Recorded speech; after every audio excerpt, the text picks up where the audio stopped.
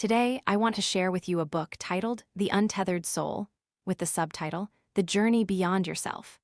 Perhaps when reading the title, many might think the content lacks practical value or solid scientific basis. However, for those who delve deeper, they will discover it's a genuine source of inspiration, opening the door to enlightenment. Enlightenment isn't just a term I use to describe my personal experience after reading it. It's also something I hope everyone can experience with me. If you feel like life is currently a broken record, repeating the same note over and over, where the once beautiful melody of life has become unbearable noise, and you are stuck in its suffering, sorrow, sadness, anxiety, yet unable to escape, then Michael Singer, an internationally renowned yoga and meditation master, will show you that this is precisely an opportunity to question, reflect, and achieve awakening. Only when awakened can you untangle the knots in your mind, break free from the vague cycle of suffering, and clearly understand who you truly are. From there, your life will become light, clear, rich, and continuously progressing. Michael Singer is a man who underwent this awakening process. In 1971, while pursuing his PhD in economics, he suddenly became aware of his inner ego. This moment of enlightenment opened up a new world for him. Since then, Singer founded a yoga and meditation center where he helps people awaken, experiencing truly free and abundant lives. With the desire to help even more people, he has also written other valuable works such as The Surrender Experiment, Living Untethered, and more. Now, let's explore this book together to identify and eliminate the barriers that bind our freedom, unleash infinite inner power, and understand what it truly means to live awakened. Who am I really? Why don't I know who I am? Have you ever wondered this? Wondered who you truly are? Since childhood, I've always had this question. Why is it that no matter what we do, multiple voices often echo in our heads? For instance, one voice might complain, "This class is so boring, I really don't want to learn anything." But another voice immediately encourages, "No, keep trying. If you don't, you'll disappoint your parents." Similarly, in countless other situations, it's as if two little people are constantly arguing in our minds. So, who is the real me?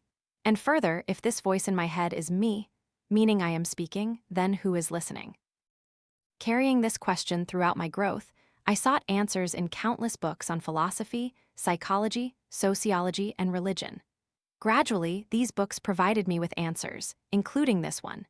The author says that these arguing little voices are not me, but merely illusions created by the brain. The brain has created a world for us, and most of how we perceive the world often stems from these inner voices. In essence, when you step into this physical world, you have a constant companion, living with you in the same space at every moment of life, your brain. The author has a profound saying, "The brain is accustomed to helping you." Indeed, our dear friend has been enthusiastically helping us. But unfortunately, this help is somewhat biased because the brain loves to analyze and solve problems based on its own perception of the world. The brain believes that to solve life's problems, you need to seek external support, and only then can you improve. Furthermore, because it always wants the best for you, the brain has a second characteristic. It's perpetually dissatisfied. Once one goal is achieved, it wants another. When you buy a house, get a car, get married, have children, and achieve academic success, life might seem problem-free. But after achieving these, not even an hour passes before the brain starts looking for trouble again, feeling that this isn't good enough. That needs to be better. Thus, the brain is constantly in a state of dissatisfaction. Because of this very dissatisfaction, it often tells you negative things and gives terrible advice and judgments. This place isn't right for you. That place isn't comfortable. That person isn't good to you. Don't do it again, you performed terribly. If you do it this way, your boss definitely won't like you. If you don't do it this way, no one will play with you. And so on. When these negative voices arise, you'll surely want to get rid of this person. But you can't, because he is your brain. We need to understand that most of us have lived with such a continuous stream of thoughts, embodying a negative, complaining, criticizing, judgmental, and selfish persona for so many years. And trying to solve problems by seeking external solutions is not the path to enlightenment, because new troubles will always emerge. The author emphasizes here that this voice is not your true self. So who are you truly? Before finding the answer, we need to understand what prevents us from knowing our true selves. It's because human consciousness has the ability to focus, and it easily focuses on thoughts, emotions, and physiological states. For example, if you have a headache, you'll feel nothing is more important. Your entire consciousness will then concentrate on the pain. This is the process of concentrated awareness. Or when you watch an engaging movie, you no longer notice the existence of things around you. You become absorbed in the plot, caught up in the film's unfolding. At this moment, your true self easily disappears because the story in the movie is too exciting, too real. Watching a movie is an easy example to visualize. But in reality, when we step into this world, it's no different than participating in a play with an unknown ending. Each of us is born with different backgrounds and circumstances, raised in different environments and cultures. Gradually, a temporary false self is formed based on these external factors. As we grow, each individual continues to deeply embody professional roles, titles, and duties. I am a doctor. I am a worker. I am my child's mother. I am her husband. One could say that the process of becoming these characters lasts throughout our lives. The level of connection to the roles and plot points in this movie will also increase. This leads us to mistakenly believe that this temporary character is me. You become so immersed that the movie feels real even though it's fake. This is why attachment and bondage arise between you and all external experiences. Once bound, a word, an action, a glance, or an event contrary to your desires can make you sensitive and vulnerable. You easily become sad, angry, resentful, defensive, comparative, fearful, anxious about loss. Simply put, when your consciousness is caught up in the external material world, you will think of yourself as the object experiencing it. In other words, you will consider yourself the sum of your experiences. You will see yourself as the participant in that experience. From there, you will easily forget your true nature. The more attachments you develop to external experiences, the further you will stray from the truth, from the real person inside you. This is being lost, and it is precisely what I have talked about extensively in previous videos. Most people are not on the right path, are searching for their way home, are losing themselves. So how do you find your true self? The only way is to free your consciousness from being too deeply immersed in this temporary ego and to bring your consciousness back to the center. When does consciousness return to the center? It's when you realize that the voice in your head is not you. You are not the child from the past. You are not the personality imagined by your mind. You are also not the labels or titles others give you, the names they call you, or the praise or criticism they offer. This self is false. The asterisk true self is the one standing beside the little voices talking in your head. That self is listening and observing all the little voices. Do you know what the word yoga means? It means to keep a distance from psychophysiological activities. That is, you are a subject, the observer of all changing psychophysiological activities. All the external world is the object. Just as the yoga master Sakuru teaches a meditation to help bring consciousness back to the center. I am not this body, I am not this mind. Practicing meditation, focusing on these thoughts and guiding phrases, will gradually help you bring your consciousness to the center and activate the observer within you. Once you are an observer, you will realize that there is a temporary false self perceiving problems from the outside world. The observer is the subject, observing the temporary false self as the object. For example, you have a feeling, I am very angry.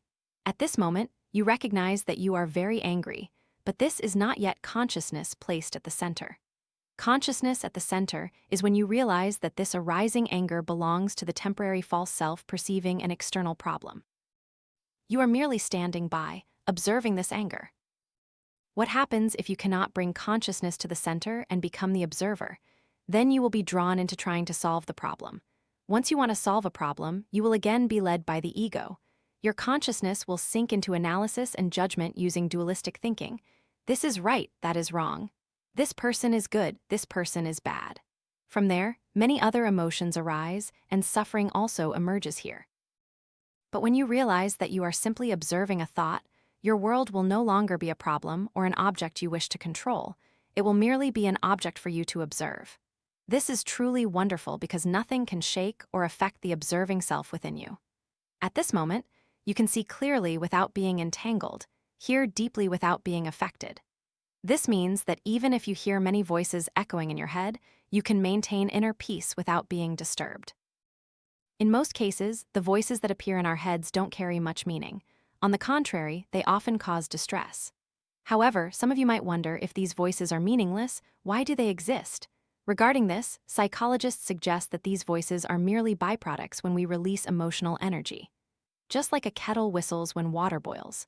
Therefore, when we are stressed, afraid, or angry, the voices in our heads become incredibly active and speak more. Furthermore, these inner voices also help us understand the outside world better, thereby gaining a sense of illusory safety. For example, when you go out on a freezing winter day, the voice in your head might exclaim, "It's too cold, I can't stand it anymore." But then another voice will inwardly reassure, "Hang in there, you'll be home soon." This is the comfort that the inner voice provides. Although it cannot make the external temperature warm and pleasant, it can infuse strength into our inner world, urging you to walk faster to get home. Therefore, the author says that humans are very good at creating internal language, recreating the external world in their minds, thereby creating the illusion that they can control everything, which helps us feel secure living in this world. However, we also need to realize that the brain's incessant chatter is actually to create some illusions, building a fragile wall between the soul and harsh reality. The power of illusion, in the end, is limited. So, instead of pretending everything is fine and drowning in that illusion, we should open our eyes to see the truth, live with an awakened self, observe everything, and stimulate the powerful potential within each of us. After Buddha's enlightenment, he said that all sentient beings possess the full virtues and wisdom of the Tathagata, but have not realized it due to delusional thoughts and attachments. What are delusional thoughts and attachments? It's being too deeply immersed, getting carried away by the external world. You cling to it, and thus the whole world becomes your problem. So now, the only way is to turn inwards, awaken the observer, live in a state of wakefulness, and only then can you rediscover yourself and experience true freedom. How to maintain wakefulness and experience energy. To maintain a state of wakefulness, we also need to recognize a truth. Each person's journey into this world is a process of experiencing energy. So what is experiencing energy? First, let's understand what energy is. The author says that each person's life has two great mysteries. The first mystery is about the self, which I just discussed in part 1. The second mystery is about energy. Do you believe that you possess inner energy? Many people only believe in external energy, the energy that creates tangible things, but they don't believe in inner energy because it is invisible. That's why, when talking about energy, many might think it's esotericism or mysticism unrelated to them.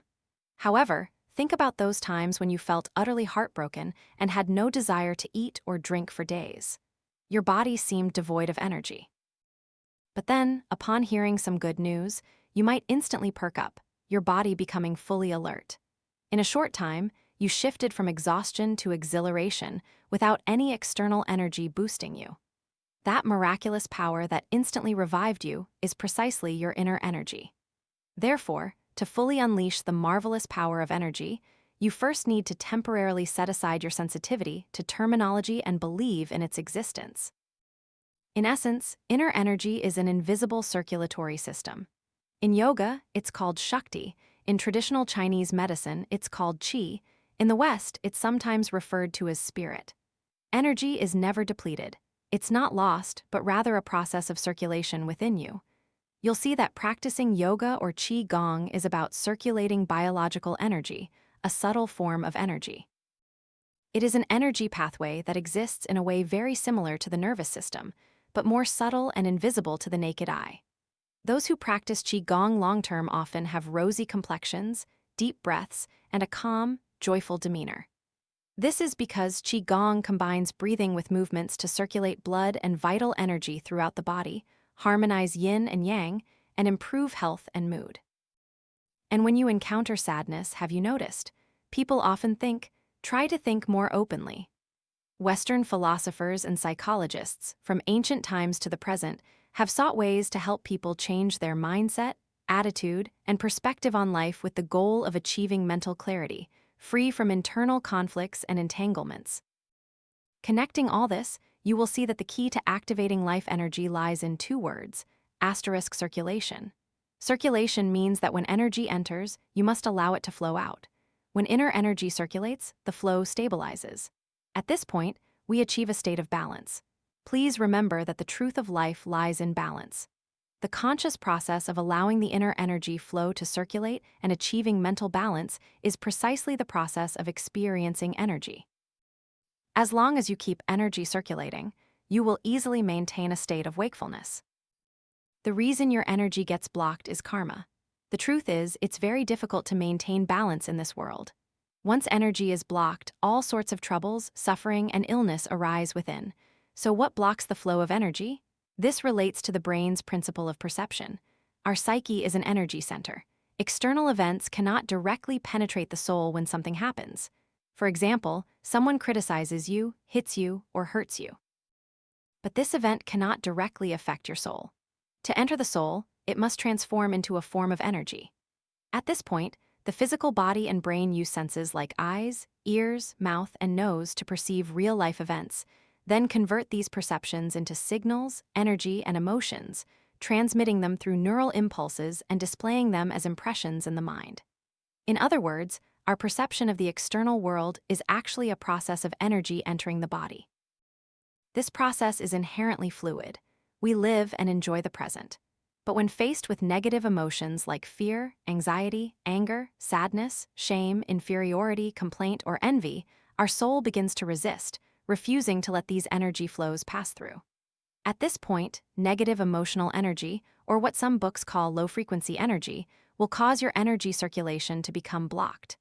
The author likens these emotional energies to thorns growing in the soul. Imagine being pricked by a thorn. Even a light touch causes excruciating pain.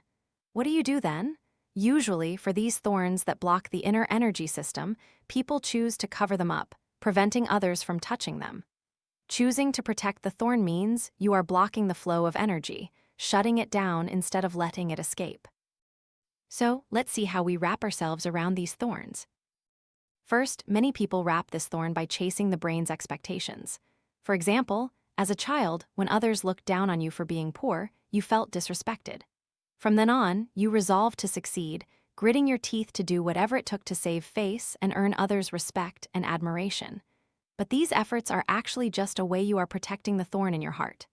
This thorn brings countless burdens, leaving you no choice but to strive for others' respect. On the surface, it might seem like you're protecting the thorn well and don't feel its presence. But in reality, the thorn is still there, and it becomes the weakest part of you, yet it can control your entire life. The second way many people wrap the thorn is by avoidance. The book gives an example. You see many cars on the road and have no reaction because they are all normal. But you cannot stand seeing a blue Ford car. Why? Because years ago, you saw your girlfriend kissing someone else in a blue Ford. This memory caused you severe psychological trauma. Every time you see this car, you still don't want to look, or after seeing it, you feel uncomfortable all day. I believe everyone has experienced this feeling. Maybe not because of a blue car, that's just a symbol. But you might avoid certain things due to various painful memories, such as avoiding a city, a coffee shop, a dish, a name, and so on. This is called karma. Karma is also understood as impressions. As mentioned before, the process of energy entering the body is also the process by which the brain perceives the world, appearing as impressions. External events that leave a deep imprint on your mind are karma. Karma exists because you haven't awakened your true self, haven't realized that you are merely an observer of all emotions and thoughts, but instead identify yourself as a participant, thus clinging to all impressions created by the brain. And by clinging, you block and impede the flow of energy. So what should we do here? Be brave and pluck out the thorns that are blocking energy by letting go. When emotional energy enters, let go of your attachments to it, allowing it to pass gently. No matter what happens, I will not lose my temper, feel hurt, anxious, or fearful. I can accept everything. If you let go and act as an observer, you'll easily realize you haven't lost anything. Therefore, there's nothing to fear. You know that your awakened self is merely experiencing, observing energy flowing in and out, and maintaining this wonderful balance. But if you don't let go, you'll fall into a negative spiral. The more you protect, the more you bind yourself. The more you bind yourself, the more problems arise. And then, the more you need to protect them. It's like no matter how much money you earn or how high your status, you never feel it's enough. And ultimately, many vicious cycles continue. Returning to the first part, you will realize that true awakening lies in discovering the ego, letting go and transcending it, and recognizing yourself as an observer, a silent, free, and unbound entity. You simply need to make a choice, to say that this thorn has been pulled out. This thorn cannot prick me, an awakened self. This thorn can only prick the ego self that is being observed. And now I no longer care about past sufferings. I choose to let go, to live a life of freedom and peace. Whatever happens before me, I will calmly resolve it. The author teaches a technique. If you detect anxiety, unease, anger, or sorrow, say nothing. In your head, simply say, "Hello," and respond, "I am here." The one who responds is your true self. How to overcome the ego and regain freedom. Stop giving your brain impossible tasks, asterisk. To overcome the ego and regain freedom, you must first let your brain play its proper role. Why is our inner friend so frantically trying to help us? Why does it utter so many negative words? It's because your demands on it are too high. You demand that it protect you from every harm in this world. But in reality, the brain is not as omnipotent as we think. It has no control over this world. Cannot control the weather and other natural forces, nor can it force all people, places, and things around you to change for your sake. You demand that your mind control the world to solve your internal problems. This is an impossible task.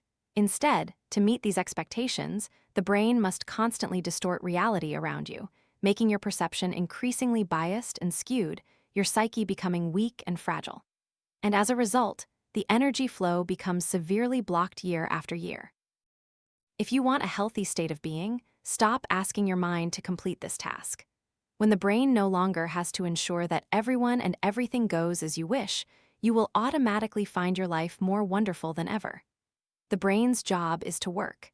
Every day, focus all your energy on doing what needs to be done, but remember that it doesn't need to protect your inner self, because your inner self is already free.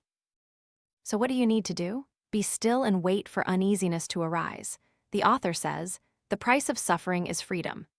This means that if you want freedom, you must learn to stop protecting yourself from suffering. As long as you fear suffering, you will try to shield yourself from things that might cause it. If you want freedom, you only need to view suffering as a temporary change in the energy flow. You don't need to fear rejection from others, nor do you need to worry about falling ill or someone leaving, or fret about the future, wondering what will happen if something goes wrong. Because you cannot avoid things that haven't truly happened throughout your life. If you fear suffering, everything will turn negative. Ultimately, you will see countless potential difficulties. Do you know how many things can cause suffering and concern in your heart? Perhaps more than the stars in the sky. If you want to grow and explore life freely, you cannot spend your whole life avoiding things that might make you sad or cause you pain. Fear is the root of all suffering. As long as there is fear, you still have many thorns blocking your energy flow. Your task is to find the root fear. What are you afraid of? Lack, loss, disrespect, loneliness, or death? The book provides an example of an electric collar on a dog. When the dog wants to leave the yard, it runs to the edge of the grass and gets an electric shock. It feels pain, so it doesn't go outside anymore. Thus, the dog can only wander around in an imaginary area all day. But the dog doesn't know that if it just endures a little pain, it can run to a vast and freer area. Reflecting on this, aren't we also stuck in life's illusory maze because we fear pain? If you think this is true, then this is the time to choose to experience the electric shock, pain, and overcome the barrier of destiny. But certainly, after that pain, you will be able to achieve true freedom. Don't you see that throughout our lives, we strive to accumulate a lot of money, buy insurance, and try to guard against bad things happening? This will only make us more bound and especially without freedom. The reality is that what happens will still happen. Therefore, you lose your freedom while also having to face a lot of suffering. So today, you can make a choice. I know that suffering is inevitable. Therefore, I accept suffering. If suffering occurs, I will experience it, feel it, and observe it. By stepping through suffering, I can reach freedom. How to truly experience life. In the final section, the author discusses how to experience life. How can one truly experience life in a state of wakefulness? It is when you choose to dare to embark on the path of unconditional happiness. Many people say, I want to choose happiness, but I'm afraid she'll break up with me. I want to choose happiness, but I don't have enough money. I want to choose happiness, but I didn't get the acceptance letter. If you say, but, it means you are still thinking, I don't have this condition, so I can't be happy. As long as there are conditions, your mind will constantly tempt you to shut off your energy. It says, you don't have a house, so you should be ashamed of this and feel uncomfortable about how others see you. You can't be joyful and happy. You must create pressure for yourself to achieve all your goals. You see, if there are conditions, you have never truly experienced happiness. Unconditional happiness is when you have no money, when you get divorced, when you don't get hired, when you don't buy the house you wanted, and yet you can still choose happiness. Making the choice for unconditional happiness is not easy because you have to overcome your ego, take control of your consciousness, bring it to the center of energy, and finally decide to walk the path of spiritual growth without resistance. As Buddhist philosophy often teaches, one needs to have a non-discriminating mind. That is a soul that does not resist, does not want to control. You can only be present, an observer, and then allow energy to flow in and out. If you can live awakened with a non-discriminating mind, all the energy within you will automatically flow freely. At this point, you will be surprised to realize that in most cases, besides your own fears and desires, there is nothing you need to deal with. This life is complicated because of your fears and desires. If you no longer have fear or desire for something, then there is truly nothing to process. You just need to let life unfold, interact with it naturally and reasonably. From there, you will feel immense joy in stillness and balance. This is truly experiencing life, experiencing energy. Today's video brings you content that is not easy to grasp, but standing before the journey of awakening is always a difficult choice. Facing the truth about yourself, do you think you would be more joyful or more anxious? Joyful because you can be reborn, awakened, or regretful because a dream shattered? If you are just an observer and need to let go of all desires, does that mean dreams of earning a lot of money, traveling to many places, and enjoying many things in life are unnecessary? Does it mean you don't need to work hard anymore or enjoy this material world? This discussion won't give a specific answer, but I want to tell you to strive to focus and work your hardest with a non-discriminating mind, free from attachment and fear, letting go of all negative emotions when facing any suffering in life. Don't worry that you can't do well. Just start doing it, and your brain and habits will act automatically. Your task is to return to your authentic self at all times, in all places, in every present moment. Maintain meditation, greet with a hello, and silently answer in your head with, I am here. Your awakened self has always been there. I know that now, facing the truth of destiny, you might very well be like Neo in The Matrix, having to choose one of two pills, one red and one blue, one pill to let you continue to sink into the dream in your comfort zone, one pill to allow you to awaken but step into the unknown. Neo in the movie chose the second pill because he remembered that the French writer Camus once said, "What I want now is not happiness, but awakening." And you, which pill will you choose? No matter what, no one can take away your freedom of choice. I hope both you and I can live awakened, returning to ourselves.